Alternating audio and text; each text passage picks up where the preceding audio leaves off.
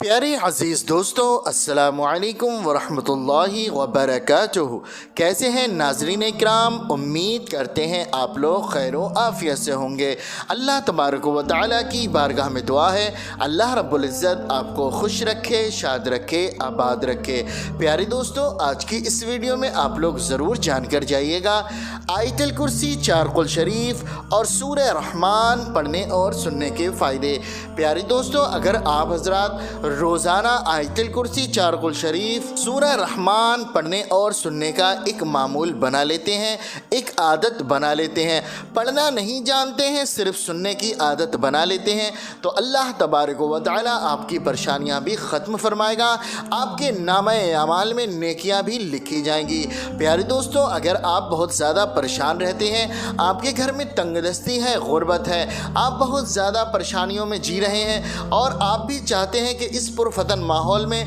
आपके घर भी खुशहाली आए, आपके घर भी रिस्क आए और रोज़गार आए, तो प्यारे दोस्तों, आप लोगों को मैं बताना चाहता हूँ कि आप हजरात उस सूरह की, उस आयतुल कुर्सी की, उस चार कुल शरीफ की पढ़ने की तिलावत करें या फिर सुन लिया करें, लेकिन उससे पहले आप हजरात को नमाज़ें भी पढ़नी है। प्यारे दोस्तों, जब तक आप नमाज़ें अदा नहीं करेंगे तब तक आपके लिए कोई भी अमल, कोई भी वजीफ़ा काम नहीं आएगा। प्यारे दोस्तों, जब आप नमाज़ों की पाबंदी करेंगे, कुरान मजीद की तिलावत करेंगे या सुनेंगे और अल्लाह रब्बुल इज़्ज़त से जो हाजत रखेंगे, दुआएं करेंगे, अल्लाह रब्बुल इज़्ज़त उन दुआओं को कबूल फरमाएगा, हाजतों को कबूल फरमाएगा और आपका बेड़ा पार हो जाएगा। तो मैं आप लोगों से गुजारिश करता हूं कि आप लोग पढ़ लिया करें या फिर सुन लिया करें। प्यारे दोस्तों, क्योंकि अल्लाह तबारक व तआला जितना सवाब कुरान मजीद पढ़ने में अता फरमाता है, उतना ही सवाब कुरान मजीद सुनने में भी अता फरमाता है। अगर आप हजरात पढ़ना नहीं जानते हैं, सिर्फ सुन लिया करें।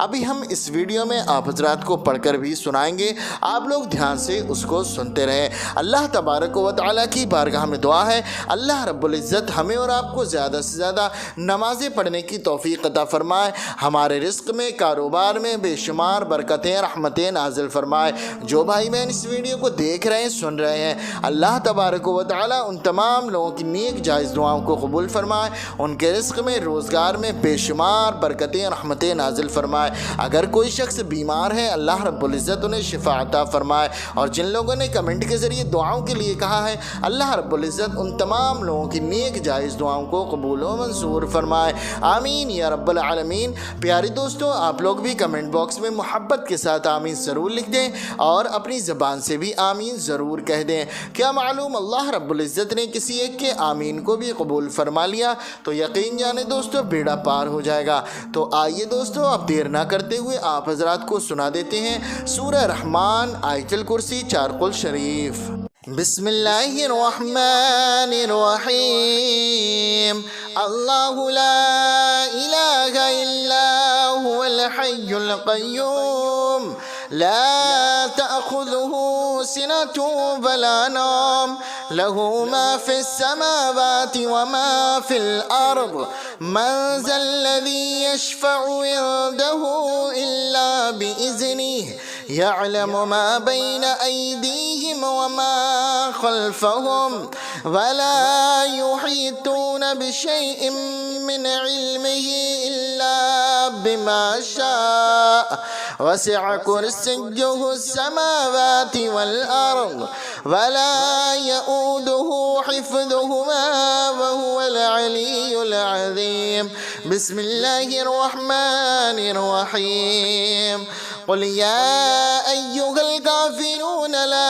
अअबुदु मा तअबुदून वला अंतुम आबिदून मा अअबुद वला अना आबिदुम मा अबदतुम वला अंतुम आबिदून मा अअबुद लकुम दीनुकुम वलिय दीन। बिस्मिल्लाहिर रहमानिर रहीम। क़ुल हुवल्लाहु अहद अल्लाहु समद लम यलिद वलम यूलद वलम यकुल लहू कुफुवन अहद। बिस्मिल्लाहिर रहमानिर रहीम। قل أعوذ برب الفلق من شر ما خلق ومن شر غاسق إذا وقب ومن شر النفاثات في العقد ومن شر حاسد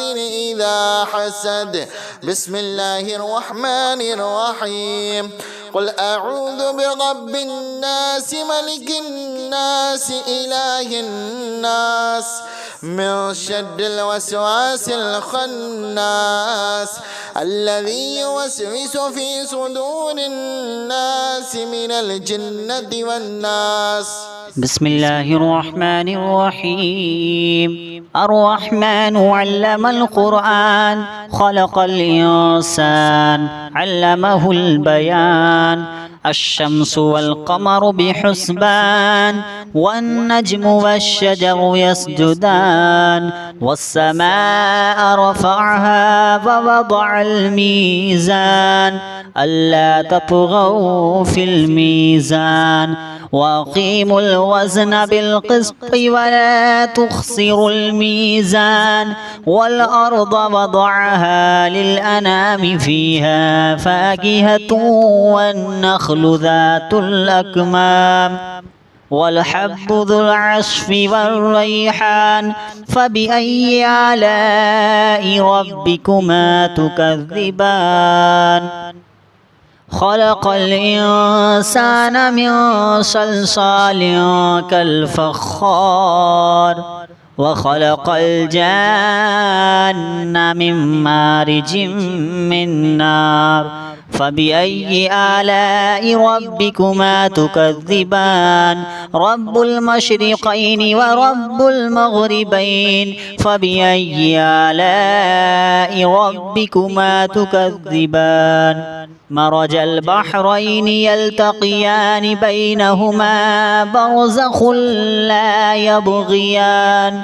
فبأي آلاء ربكما تكذبان يخرج منهما اللؤلؤ والمرجان فبأي آلاء ربكما تكذبان وله الجوار المنشآت في البحر كالأعلام فبأي آلاء ربكما تكذبان كل من عليها فان ويبقى وجه ربك ذو الجلال والإكرام فبأي آلاء ربكما تكذبان يسأله من في السماوات والأرض كل يوم هو في شأن فبأي آلاء ربكما تكذبان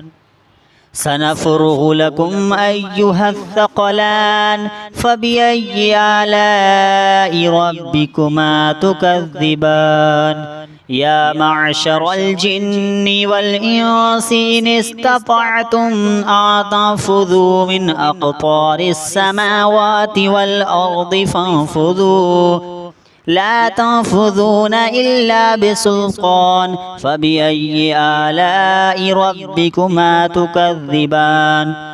يرسل عليكما شواظ من نار ونحاس فلا تنتصران فبأي آلاء ربكما تكذبان فإذا انشقت السماء فكانت وردة كالدهان فبأي آلاء ربكما تكذبان فيومئذ لا يسأل عن ذنبه إنس ولا جان فبأي آلاء ربكما تكذبان يعرف المجرمون بسيماهم فيؤخذ بالنواصي والأقدام فبأي آلاء ربكما تكذبان هذه جهنم التي يكذب بها المجرمون يطوفون بينها بينها وبين حميم آن فبأي آلاء ربكما تكذبان ولمن خاف مقام ربه جنتان فبأي آلاء ربكما تكذبان ذواتا أفنان فبأي آلاء ربكما تكذبان فيهما عينان تجريان فبأي آلاء ربكما تكذبان فيهما من كل فاكهة زوجان فبأي آلاء ربكما تكذبان متكئين على فرش بطائنها من استبرق وجنى الجنتين دان فبأي آلاء ربكما تكذبان فيهن قاصرات الطرف لم يطمثهن إنس قبلهم ولا جان فبأي آلاء ربكما تكذبان كأنهن الياقوت والمرجان فبأي آلاء ربكما تكذبان هل جزاء الإحسان إلا الإحسان فبأي آلاء ربكما تكذبان ومن دونهما جنتان فبأي آلاء ربكما تكذبان مدهامتان فبأي آلاء ربكما تكذبان فيهما عينان نضاختان فبأي آلاء ربكما تكذبان فيهما فاكهة ونخل ورمان فبأي آلاء ربكما تكذبان فيهن خيرات حسان فبأي آلاء ربكما تكذبان حور مقصورات في الخيام فبأي آلاء ربكما تكذبان لم يطمثهن إنس قبلهم ولا جان فبأي آلاء ربكما تكذبان متكئين على رفرف خضر وعبقري حسان فبأي آلاء ربكما تكذبان تبارك اسم ربك ذي الجلال والإكرام بسم الله الرحمن الرحيم الله لا إله إلا هو الحي القيوم لا تأخذه سنة ولا نوم له ما في السماوات وما في الأرض من ذا الذي يشفع عنده إلا بإذنه يعلم ما بين أيديهم وما خلفهم ولا يحيطون بشيء من علمه إلا بما شاء وسع كرسيه السماوات والأرض ولا يؤوده حفظهما وهو العلي العظيم بسم الله الرحمن الرحيم قل يا أيها الكافرون لا أعبد ما تعبدون ولا أنتم عابدون ما أعبد ولا أنا عابد ما عبدتم ولا أنتم عابدون ما أعبد لكم دينكم ولي دين بسم الله الرحمن الرحيم قل هو الله أحد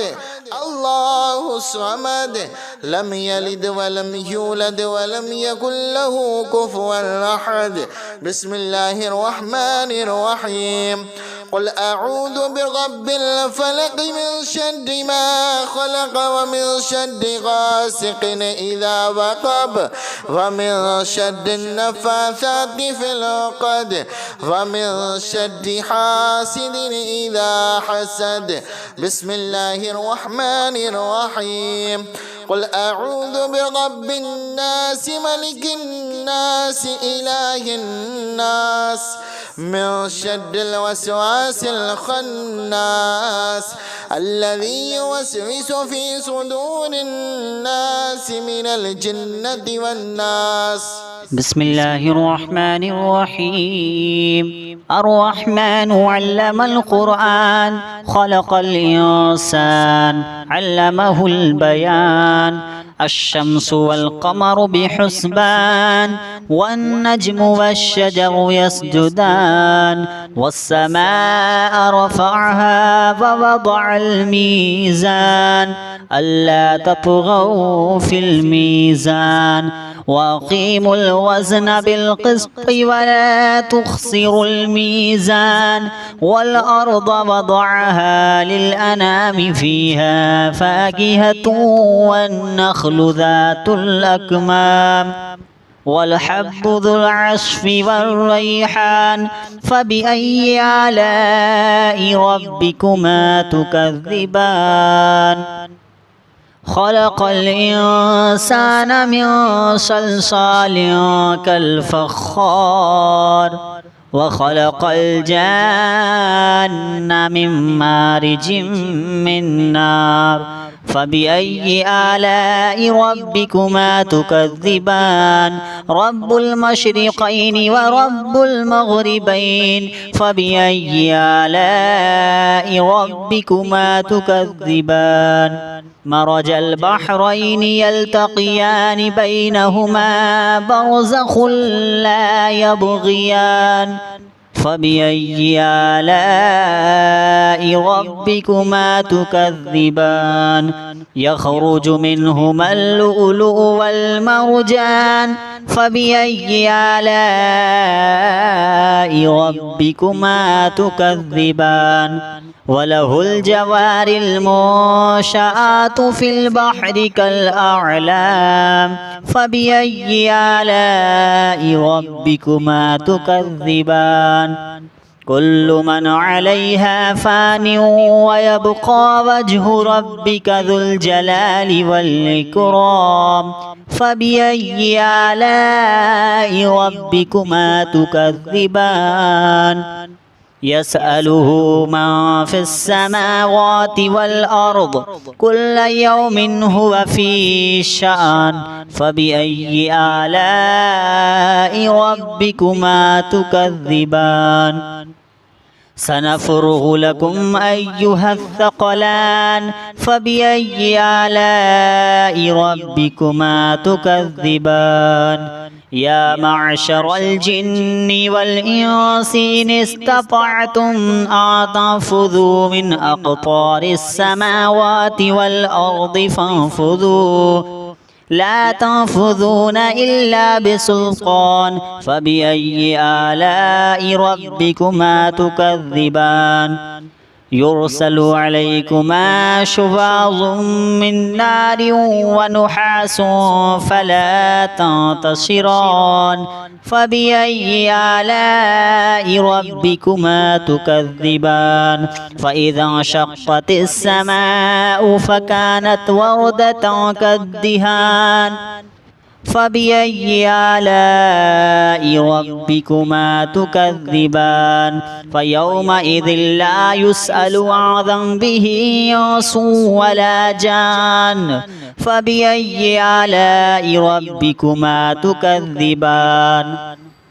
يعرف المجرمون بسيماهم فيؤخذ بالنواصي والأقدام فبأي آلاء ربكما تكذبان. هذه جهنم التي يكذب بها المجرمون يطوفون بينها بينها وبين حميم آن فبأي آلاء ربكما تكذبان ولمن خاف مقام ربه جنتان فبأي آلاء ربكما تكذبان ذواتا أفنان فبأي آلاء ربكما تكذبان فيهما عينان تجريان فبأي آلاء ربكما تكذبان فيهما من كل فاكهة زوجان فبأي آلاء ربكما تكذبان متكئين على فرش بطائنها من استبرق وجنى الجنتين دان فبأي آلاء ربكما تكذبان فيهن قاصرات الطرف لم يطمثهن إنس قبلهم ولا جان فبأي آلاء ربكما تكذبان كأنهن الياقوت والمرجان فبأي آلاء ربكما تكذبان هل جزاء الإحسان إلا الإحسان فبأي آلاء ربكما تكذبان ومن دونهما جنتان فبأي آلاء ربكما تكذبان مدهامتان فبأي آلاء ربكما تكذبان فيهما عينان نضاختان فبأي آلاء ربكما تكذبان فيهما فاكهة ونخل ورمان فبأي آلاء ربكما تكذبان فيهن خيرات حسان فبأي آلاء ربكما تكذبان حور مقصورات في الخيام فبأي آلاء ربكما تكذبان لم يطمثهن إنس قبلهم ولا جان فبأي آلاء ربكما تكذبان متكئين على رفرف خضر وعبقري حسان فبأي آلاء ربكما تكذبان تبارك اسم ربك ذي الجلال والإكرام بسم الله الرحمن الرحيم الله لا إله إلا هو الحي القيوم لا تأخذه سنة ولا نوم له ما في السماوات وما في الأرض من ذا الذي يشفع عنده إلا بإذنه يعلم ما بين أيديهم وما خلفهم ولا يحيطون بشيء من علمه إلا بما شاء وسع كرسيه السماوات والأرض ولا يؤوده حفظهما وهو العلي العظيم بسم الله الرحمن الرحيم قل يا أيها الكافرون لا أعبد ما تعبدون ولا أنتم عابدون ما أعبد ولا أنا عابد ما عبدتم ولا أنتم عابدون ما أعبد لكم دينكم ولي دين بسم الله الرحمن الرحيم قل هو الله أحد الله الصمد لم يلد ولم يولد ولم يكن له كفوا أحد بسم الله الرحمن الرحيم قل أعوذ برب الفلق من شر ما خلق ومن شر غاسق إذا وقب ومن شر النفاثات في العقد ومن شر حاسد إذا حسد بسم الله الرحمن الرحيم قل أعوذ برب الناس ملك الناس إله الناس من شر الوسواس الخناس الذي يوسوس في صدور الناس من الجنة والناس بسم الله الرحمن الرحيم الرحمن علم القرآن خلق الإنسان علمه البيان الشمس والقمر بحسبان والنجم والشجر يسجدان والسماء رفعها ووضع الميزان ألا تطغوا في الميزان وأقيموا الوزن بالقسط ولا تخسروا الميزان والأرض وضعها للأنام فيها فاكهة والنخل ذات الأكمام والحب ذو العصف والريحان فبأي آلاء ربكما تكذبان خلق الإنسان من صلصال كالفخار وخلق الجان من مارج من نار فبأي آلاء ربكما تكذبان رب المشرقين ورب المغربين فبأي آلاء ربكما تكذبان مرج البحرين يلتقيان بينهما برزخ لا يبغيان فبأي آلاء ربكما تكذبان يخرج منهما اللؤلؤ والمرجان فبأي آلاء ربكما تكذبان وله الجوار المنشآت في البحر كالأعلام فبأي آلاء ربكما تكذبان كل من عليها فان ويبقى وجه ربك ذو الجلال والإكرام فبأي آلاء ربكما تكذبان يسأله من في السماوات والأرض كل يوم هو في شأن فبأي آلاء ربكما تكذبان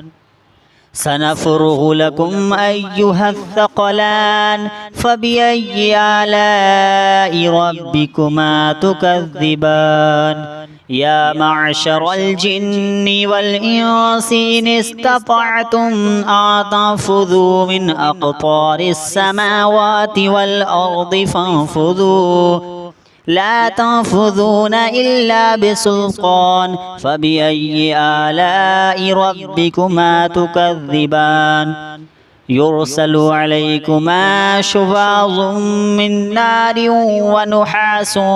فلا تنتصران فبأي آلاء ربكما تكذبان فإذا انشقت السماء فكانت وردة كالدهان فبأي آلاء ربكما تكذبان فيومئذ لا يسأل عن ذنبه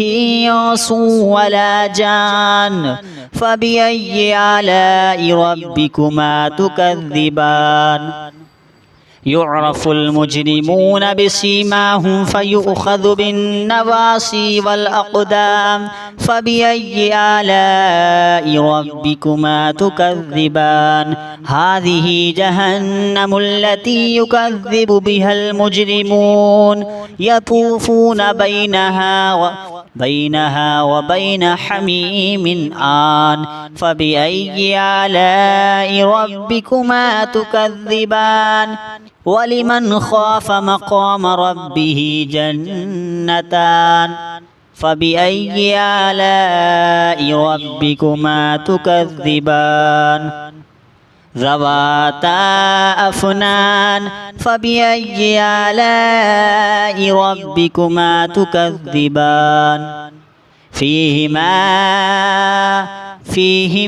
عينان تجريان فبأي آلاء ربكما تكذبان فيهما من كل فاكهة زوجان فبأي آلاء ربكما تكذبان متكئين على فرش بطائنها من استبرق وجنى الجنتين دان فبأي آلاء ربكما تكذبان فيهن قاصرات الطرف لم يطمثهن إنس قبلهم ولا جان فبأي آلاء ربكما تكذبان كأنهن الياقوت والمرجان فبأي آلاء ربكما تكذبان هل جزاء الإحسان إلا الإحسان فبأي آلاء ربكما تكذبان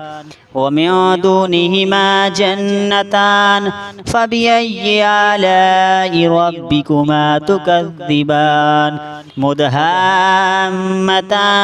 فبأي آلاء ربكما تكذبان فيهما عينان نضاختان فبأي آلاء ربكما تكذبان فيهما فاكهة ونخل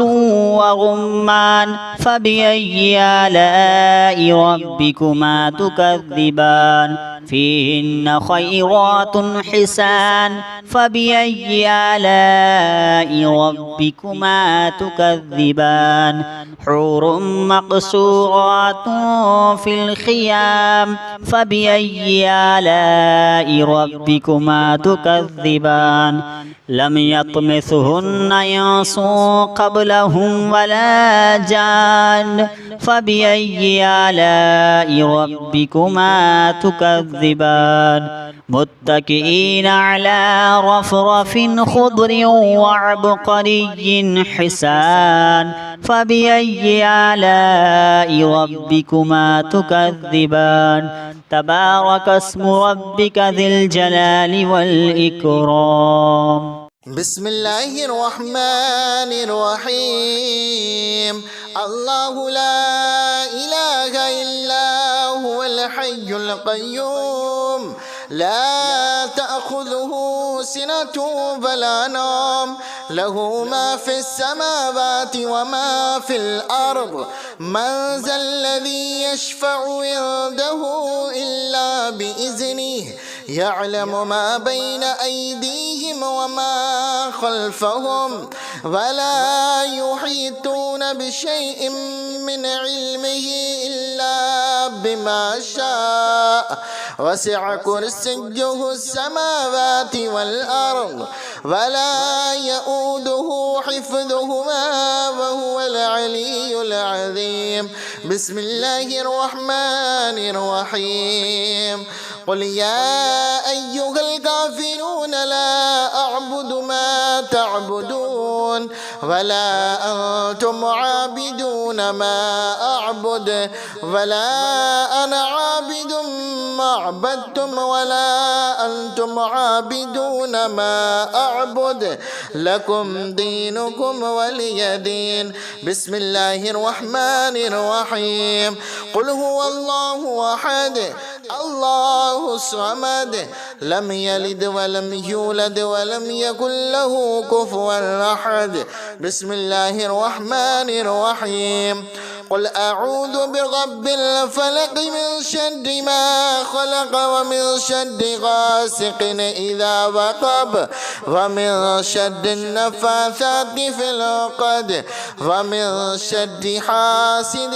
إذا حسد بسم الله الرحمن الرحيم قل أعوذ برب الناس ملك الناس إله الناس من شر الوسواس الخناس الذي يوسوس في صدور الناس من الجنة والناس. بسم الله الرحمن الرحيم. الرحمن علم القرآن خلق الإنسان علمه البيان الشمس والقمر بحسبان والنجم والشجر يسجدان والسماء رفعها ووضع الميزان ألا تطغوا في الميزان وأقيموا الوزن بالقسط ولا تخسروا الميزان والأرض وضعها للأنام فيها فاكهة والنخل ذات الأكمام والحب ذو العصف والريحان فبأي آلاء ربكما تكذبان. خلق الإنسان من صلصال كالفخار وخلق الجان من مارج من نار فبأي آلاء ربكما تكذبان. رب المشرقين ورب المغربين فبأي آلاء ربكما تكذبان. مرج البحرين يلتقيان بينهما برزخ لا يبغيان فبأي آلاء ربكما تكذبان. يخرج منهما اللؤلؤ والمرجان فبأي آلاء ربكما تكذبان. وله الجوار المنشآت في البحر كالأعلام فبأي آلاء ربكما تكذبان. كل من عليها فان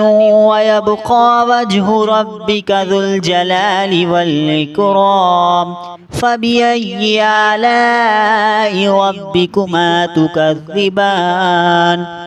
يسأله من في السماوات والأرض كل يوم هو في شأن فبأي آلاء ربكما تكذبان.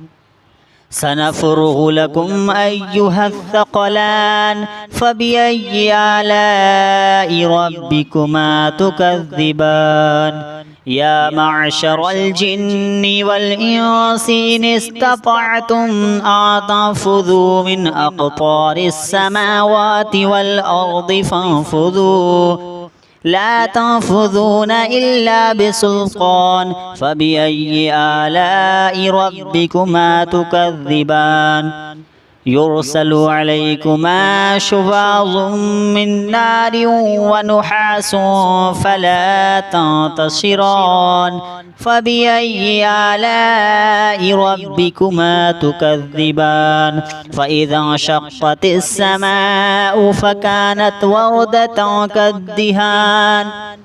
فبأي آلاء ربكما تكذبان. فيومئذ لا يسأل عن ذنبه إنس ولا جان فبأي آلاء ربكما تكذبان. يعرف المجرمون بسيماهم فيؤخذ بالنواصي والأقدام فبأي آلاء ربكما تكذبان. هذه جهنم التي يكذب بها المجرمون يطوفون بينها وبين حميم آن فبأي آلاء ربكما تكذبان. ولمن خاف مقام ربه جنتان فبأي آلاء ربكما تكذبان. ذواتا أفنان فبأي آلاء ربكما تكذبان. فيهما عينان تجريان فبأي آلاء ربكما تكذبان فيهما من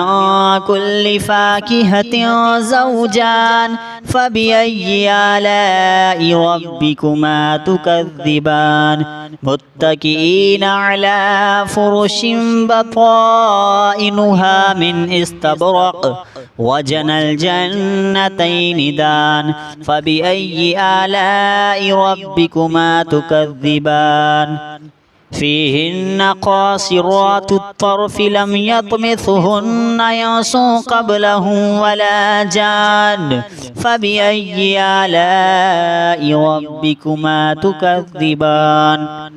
كأنهن الياقوت والمرجان فبأي آلاء ربكما تكذبان هل جزاء الإحسان إلا الإحسان فبأي آلاء ربكما تكذبان ومن دونهما جنتان فبأي آلاء ربكما تكذبان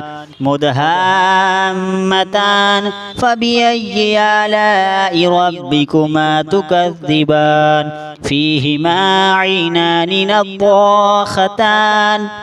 فبأي آلاء ربكما تكذبان فيهما فاكهة ونخل ورمان فبأي آلاء ربكما تكذبان فيهن خيرات حسان فبأي آلاء ربكما تكذبان حور مقصورات في الخيام فبأي آلاء ربكما تكذبان لم يطمثهن إنس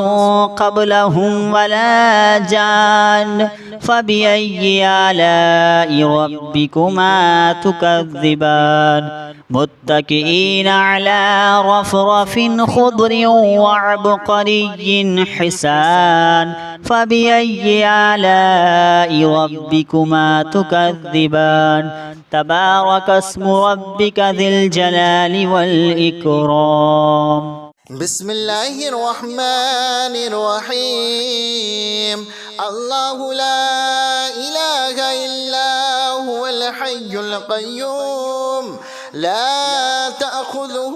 سنة ولا نوم له ما في السماوات وما في الأرض من ذا الذي يشفع عنده إلا بإذنه يعلم ما بين أيديهم وما خلفهم ولا يحيطون بشيء من علمه إلا بما شاء وسع كرسيه السماوات والأرض ولا يؤوده حفظهما وهو العلي العظيم بسم الله الرحمن الرحيم قل يا أيها الكافرون لا أعبد ما تعبدون ولا أنتم عابدون ما أعبد ولا أنا عابد ما عبدتم ولا أنتم عابدون ما أعبد لكم دينكم ولي دين بسم الله الرحمن الرحيم قل هو الله أحد الله الصمد لم يلد ولم يولد ولم يكن له كفوا أحد بسم الله الرحمن الرحيم قل أعوذ برب الفلق من شر ما خلق ومن شر غاسق إذا وقب ومن شر النفاثات في العقد ومن شر حاسد إذا حسد بسم الله الرحمن الرحيم قل أعوذ برب الناس ملك الناس إله الناس من شر الوسواس الخناس الذي يوسوس في صدور الناس من الجنة والناس بسم الله الرحمن الرحيم الرحمن علم القرآن خلق الإنسان علمه البيان الشمس والقمر بحسبان والنجم والشجر يسجدان والسماء رفعها ووضع الميزان ألا تطغوا في الميزان وأقيموا الوزن بالقسط ولا تخسروا الميزان والأرض وضعها للأنام فيها فاكهة والنخل ذات الأكمام والحب ذو العصف والريحان فبأي آلاء ربكما تكذبان خلق الإنسان من صلصال كالفخار وخلق الجان من مارج من نار فبأي آلاء ربكما تكذبان رب المشرقين ورب المغربين فبأي آلاء ربكما تكذبان مرج البحرين يلتقيان بينهما برزخ لا يبغيان فبأي آلاء ربكما تكذبان يخرج منهما اللؤلؤ والمرجان فبأي آلاء ربكما تكذبان وله الجوار المنشآت في البحر كالأعلام فبأي آلاء ربكما تكذبان كل من عليها فان ويبقى وجه ربك ذو الجلال والإكرام فبأي آلاء ربكما تكذبان يسأله من في السماوات والأرض كل يوم هو في شأن فبأي آلاء ربكما تكذبان سنفرغ لكم أيها الثقلان فبأي آلاء ربكما تكذبان يا معشر الجن والإنس إن استطعتم أن تنفذوا من أقطار السماوات والأرض فانفذوا لا تنفذون إلا بسلطان فبأي آلاء ربكما تكذبان يرسل عليكما شواظ من نار ونحاس فلا تنتصران فبأي آلاء ربكما تكذبان فإذا انشقت السماء فكانت وردة كالدهان فبأي آلاء ربكما تكذبان فيومئذ لا يسأل عن ذنبه إنس ولا جان فبأي آلاء ربكما تكذبان يعرف المجرمون بسيماهم فيؤخذ بالنواصي والأقدام فبأي آلاء ربكما تكذبان هذه جهنم التي يكذب بها المجرمون يطوفون بينها وبين حميم آن فبأي آلاء ربكما تكذبان ولمن خاف مقام ربه جنتان فبأي آلاء ربكما تكذبان ذواتا أفنان فبأي آلاء ربكما تكذبان فيهما عينان تجريان فبأي آلاء ربكما تكذبان فيهما من كل فاكهة زوجان فبأي آلاء ربكما تكذبان متكئين على فرش بطائنها من استبرق وجنى الجنتين دان فبأي آلاء ربكما تكذبان فيهن قاصرات الطرف لم يطمثهن إنس قبلهم ولا جان فبأي آلاء ربكما تكذبان كأنهن الياقوت والمرجان فبأي آلاء ربكما تكذبان هل جزاء الإحسان إلا الإحسان فبأي آلاء ربكما تكذبان ومن دونهما جنتان فبأي آلاء ربكما تكذبان مدهامتان فبأي آلاء ربكما تكذبان فيهما عينان نضاختان فبأي آلاء ربكما تكذبان فيهما فاكهة ونخل ورمان فبأي آلاء ربكما تكذبان فيهن خيرات حسان فبأي آلاء ربكما تكذبان حور مقصورات في الخيام فبأي آلاء ربكما تكذبان لم يطمثهن إنس قبلهم ولا جان فبأي آلاء ربكما تكذبان متكئين على رفرف خضر وعبقري حسان فبأي آلاء ربكما تكذبان تبارك اسم ربك ذي الجلال والإكرام.